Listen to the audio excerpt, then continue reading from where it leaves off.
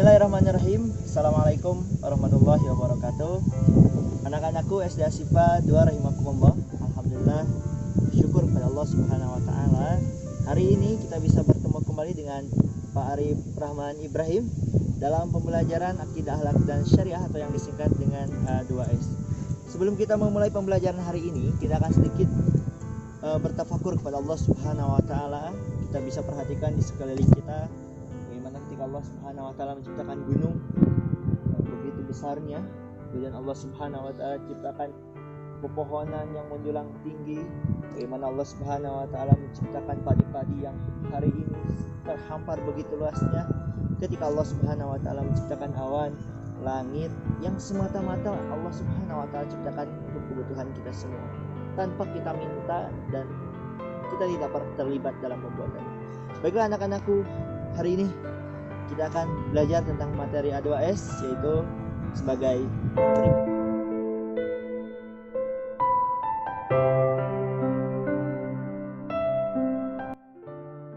Anak-anakku kelas 6 yang dirahmati Allah Subhanahu wa taala, materi pembelajaran kita hari ini yaitu tentang tahapan perjalanan menuju akhirat. Tujuannya yang pertama, kita semua bisa menyebutkan tahapan perjalanan menuju akhirat dengan benar. Kemudian yang kedua, kita bisa menyebutkan pengertian alam barzakh, kemudian peniupan sangkakala dan juga padang mahsyar. Sudah siap semuanya? Insya Allah siap ya. Allah Subhanahu wa taala berfirman dalam surat Al-Ankabut, A'udzubillahi minasyaitonirrajim. Bismillahirrahmanirrahim. Kullu nafsin dha'iqatul maut.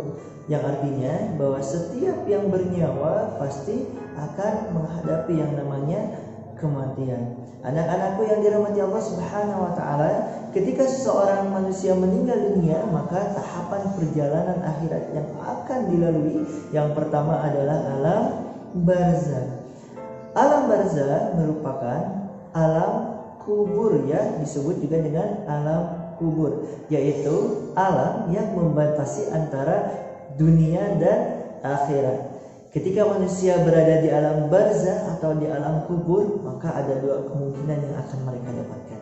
Yang pertama, mereka bisa mendapatkan yang disebut dengan nikmat kubur. Ketika seorang selama hidupnya di dunia senantiasa mengerjakan amal soleh, menjalankan perintah-perintah Allah, sholat, puasa, berbakti kepada orang tua dan guru dan sebagainya, maka dia akan mendapatkan kenikmatan di alam barzakh atau alam kubur. Namun sebaliknya anak-anak yang dirahmati Allah Subhanahu wa taala, ketika seseorang selama di dunia senantiasa berbuat maksiat kepada Allah Subhanahu wa taala, tidak menjalankan apa yang diperintahkan Allah Subhanahu wa taala, malah menjalankan apa yang dilarang oleh Allah Subhanahu wa taala, maka dia akan mendapatkan yang disebut dengan azab kubur. Nauzubillahi min dzalik.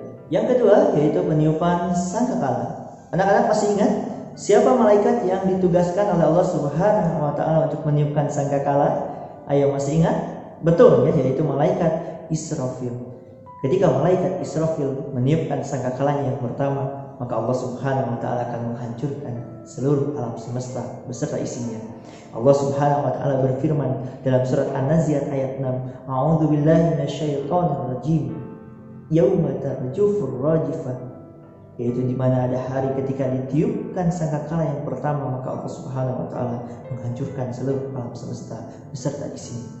Dan sebauhar rajifah, kemudian tiupan yang pertama diiringi dengan tiupan yang kedua, yaitu ketika Allah Subhanahu wa taala membangkitkan seluruh umat manusia yang berada di alam kubur untuk menghadap Allah Subhanahu wa taala.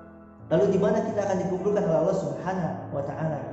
Yaitu tahapan perjalanan menuju akhirat selanjutnya, yaitu padang mahsyar.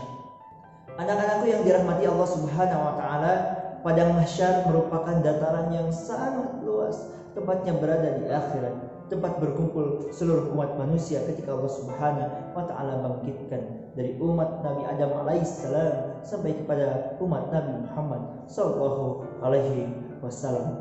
Itulah anak-anakku, semoga dengan mempelajari tahapan perjalanan menuju akhirat ini menambah keimanan kepada Allah Subhanahu wa taala, mengingatkan kepada kita kita suatu saat akan kembali kepada Allah Subhanahu wa taala, dan sebaik-baik bekal yang akan kita bawa kecuali adalah amal kebaikan kita, kecuali ketakwaan kita kepada Allah Subhanahu wa taala.